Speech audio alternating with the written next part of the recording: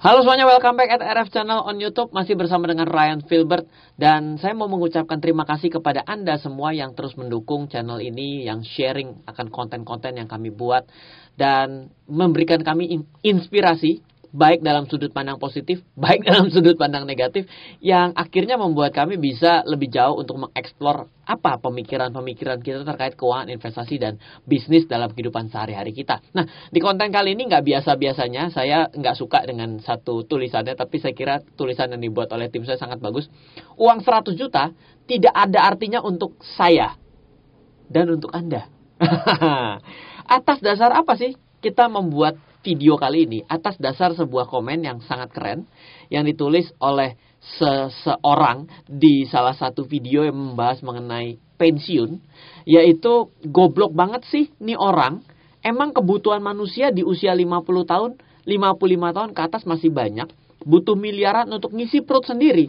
Usia 50 tahun itu biasanya orang tidak ada lagi keperluan yang besar dan anak-anaknya sudah selesai bersekolah ataupun sudah disekolahkan. Sehingga mau cerita bahwa Bapak ini mengatakan bahwa kami membuat sebuah video di beberapa masa yang lalu mengatakan bahwa pada usia Anda pensiun, maka Anda harus memikirkan berapa uang yang Anda butuhkan kalau Anda mau hidup sampai dengan usia 75 tahun.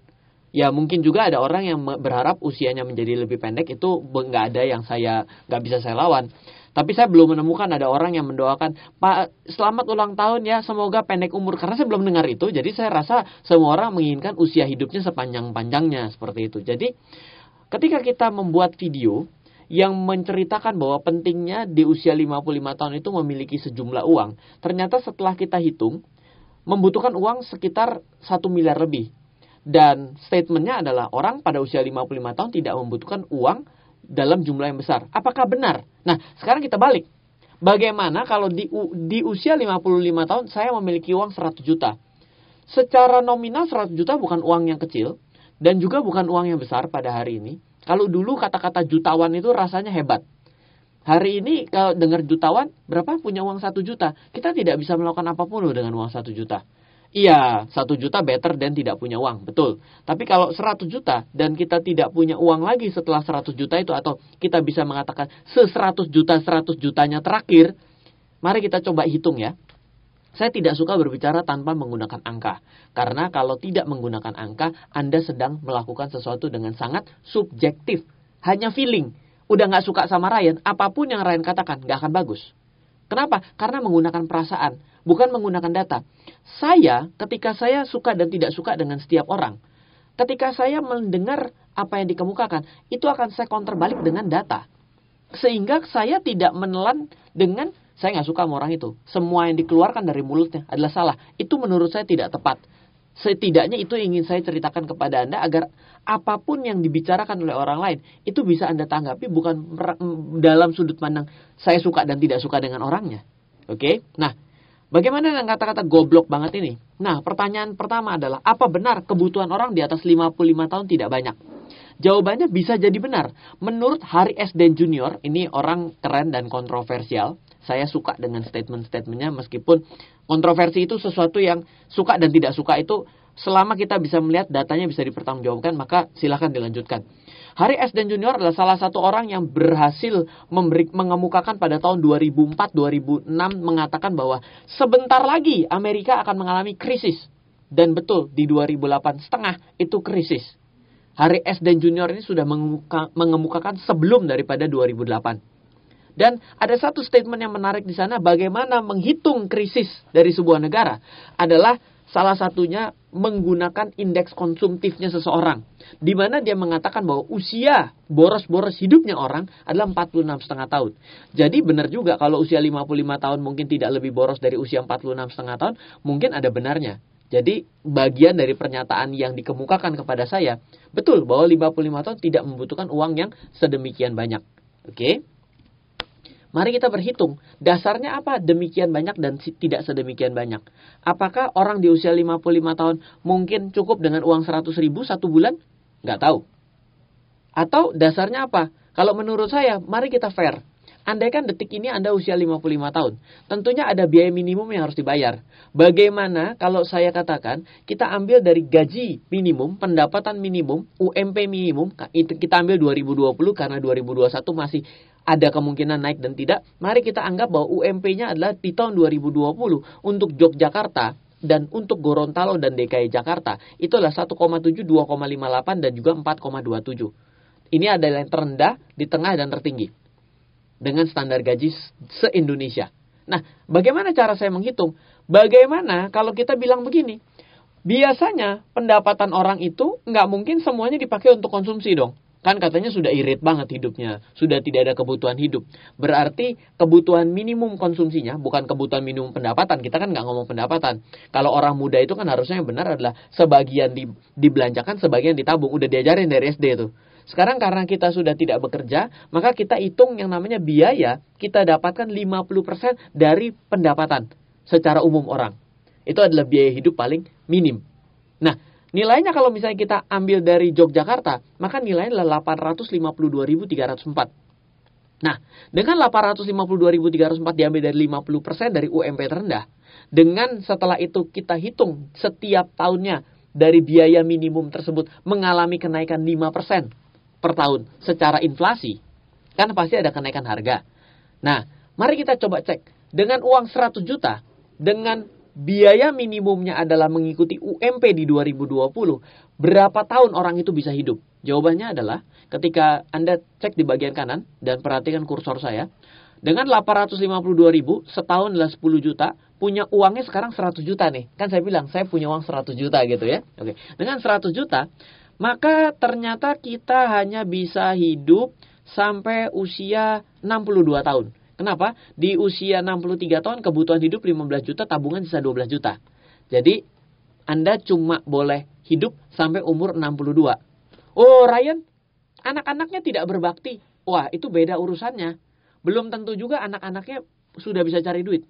Kan banyak juga kan anak-anak yang mulai untuk membangun kehidupannya, mulai membeli kebutuhan hidupnya, mempersiapkan biaya menikahnya. Loh, kalau uang 100 juta Anda juga nggak akan bisa bantu anak Anda untuk membantu menikah kan. Berarti kalau dengan 100 juta Anda bantu anak Anda untuk menikah, uang Anda lebih dikit lagi, tinggal 100 juta. Anggap 100 juta ini tinggal 100 juta, 100 jutanya untuk hidup. Mau ditanya sampai umur berapa? Anda sampai umur 62 tahun. Jadi buat Anda yang ingin berumur panjang, rasanya nggak panjang-panjang amat. 7 tahun dari Anda pensiun, Anda sudah tidak bisa hidup. Kenapa? Itu siapa yang mau ngajak makan Anda? Anaknya? Ya iya kalau bisa. Oh kalau gitu saya nginep di rumah saudara. Iya sehari. Kalau 2 tahun nginep di sana, lama-lama diusir juga, memberatkan kehidupan yang di sono gitu kan. Jadi selamat, Anda bisa 7 tahun hidup dengan uang 100 juta. Sisanya Anda harus kerja lagi atau hidup Anda sudah setengah mati. Iya dong, pengen cepet mati aja kan nggak punya duit. Oke, lanjut ya. Kalau misalnya versi Jakarta gimana Ryan? Kalau versi Jakarta kan tadi nilainya beda, 4 juta lebih. Berarti kan kita hitung 50%-nya dong. 50%-nya 2 juta. Standar hidup Jakarta sama standar hidup Yogyakarta jangan salah Bapak Ibu. Di sono gudeg masih ada 8.000. Waduh, saya sampai kenyang-kenyang makan di sana. Versi masih banyak banget dapetnya. Oh, mantap gitu kan. Nah, ternyata Anda cuma bisa hidup di Jakarta dengan uang 100 juta. Dengan se-idle-idlenya kehidupan Anda yang paling irit, mecicil, irit, pedit sekali. Itu Anda cuma bisa hidup sampai umur 58 saja. Kenapa? Karena umur 59 kebutuhan setahun 31 juta. Uang Anda di tabungan tinggal 15 juta. Ini nggak nabung nih, ini taruh di bawah kasur. Oke? Versi Jakarta. Eits, nanti dulu Ryan. Ryan tetap goblok. Oke, emang saya goblok nggak apa-apa. Orang goblok lah yang bisa menjadi pintar. Karena sudah jadi pintar akan nggak bisa lebih pintar lagi. Taruh di bank lah. Jangan ditaruh di bawah bantal. Emang nggak pernah diajarin waktu SD yang namanya menabung? Betul. Kan jadi terjadi suatu proses bunga berbunga bank. Bagus. Mari kita cek. Gak beda. Bunganya dikasih sama pun 5%. Ternyata 5% untuk inflasi, 5% untuk bunga. Itu tidak mengubah keadaan. Padahal saya sudah menggoblokkan diri saya bahwa tidak pernah ada kejadian namanya inflasi setara dengan bunga bank. Saya sudah menggoblokkan diri saya di mana bunga bank pun saya tidak hitung dengan yang namanya PPh. Kan ada pajak penghasilan atas bunga kan? Itu nilainya 20% loh. Ya. Ternyata dengan uang 100 juta dibungain pun bunganya itu cuma 3 juta sama 2 juta dan 1 juta. Saya hidup sama juga sampai umur 58 menuju 59. Lumayan lah nambah 1-2 bulan untuk hidup. Daripada nggak nambah bulan kan repot ya. Kan setiap detik begitu bernilai, kan kata iklan begitu. Jadi nggak beda. Kita lihat lagi. Ya goblok dong, Ryan. Jangan tinggal di Jakarta. Udah tahu duitnya cuma 100 juta. Pindah dong ke kota biaya hidup rendah. Jadi misalnya ada orang yang di Jakarta, dia tahu udah pensiun 55, dia pindah urbanisasi pergi ke Yogyakarta. Kenapa? Karena berdasarkan statistik sampai dengan 2020 Yogyakarta adalah tempat dengan biaya hidup paling rendah. Ini berdasarkan UMP loh ya, jangan berdasarkan Ryan. Saya nggak pernah mendengar berdasarkan saya. Ngapain saya menjustifikasi? Oke, kita pindah ke Jogja. Lumayan nambah waktu hidup dari 63 jadi 64 tahun.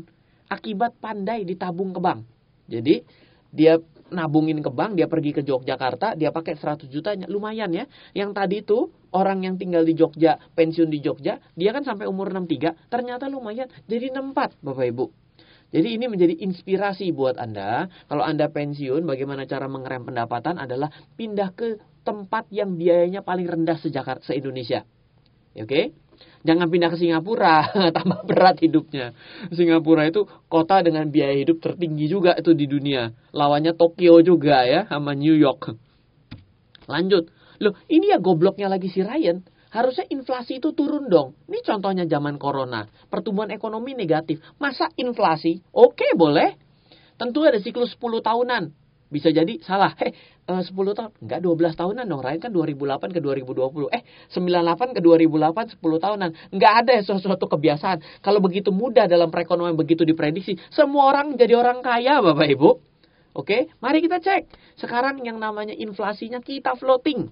Di mana kenaikan harga itu adalah 5% tahun depan, 4%, 3%, 2%. 1% stay lama, tiba-tiba krisis, naik lagi inflasi kan begitu ya. Habis krisis, inflasinya tinggi kan begitu, udah pasti itu. Jadi untuk cara menggenjot pertumbuhan ekonomi adalah dengan diberikan insentif. Kayak hari ini yang memiliki BPJS Tenaga Kerja diberikan uang secara cuma-cuma senilai kalau nggak salah 1 juta sekian. Itu untuk menggenjot konsumsi. Agar apa? Agar kembali inflasi. Andai kan dengan skema ini pun ternyata nggak bertambah banyak juga. Anda cuma bisa hidup nambah 1 tahun jadi 65, lumayan 10 tahun. Mungkin kalau memang Anda punya cita-cita harapan hidup cuma sampai umur 10 tahun dari pensiun, ya boleh juga Anda dengan 100 juta pindah ke kota berbiaya paling rendah, hiduplah dengan uang yang paling idle, yaitu 50% dari UMP pada saat itu, mungkin Anda bisa hidup 10 tahun. Ya, lumayan nambah 1 tahun. Tadi kan kalau tidak dibungain 63, dibungain 64. Inflasi naik turun yang berasa, ya padahal kita nggak bisa kontrol inflasi loh. Emang kita siapa? Presiden pun nggak bisa kontrol inflasi, sama ibu menteri nggak bisa juga. Nambah jadi 65. Tapi saya juga menggoblokkan diri saya di sini. Kenapa? Karena tidak ada yang namanya inflasi turun, bunga bank stay. Nggak ada. Bunga bank akan turun juga. Suku bunga obligasi pun akan turun. Ya kan? Ya, kalau dengan jawaban paling terakhir Anda mengatakan, nggak usah ngatur pendapatan, rezeki, dan kehidupan di tangan Tuhan, udah nggak bisa dilawan. Hitungannya sudah nggak ada. Tapi, bila Anda menjalani kehidupan tanpa berhitung, biasanya Anda lebih banyak gagalnya. Kenapa? Karena diperlukan sebuah rencana dalam hidup.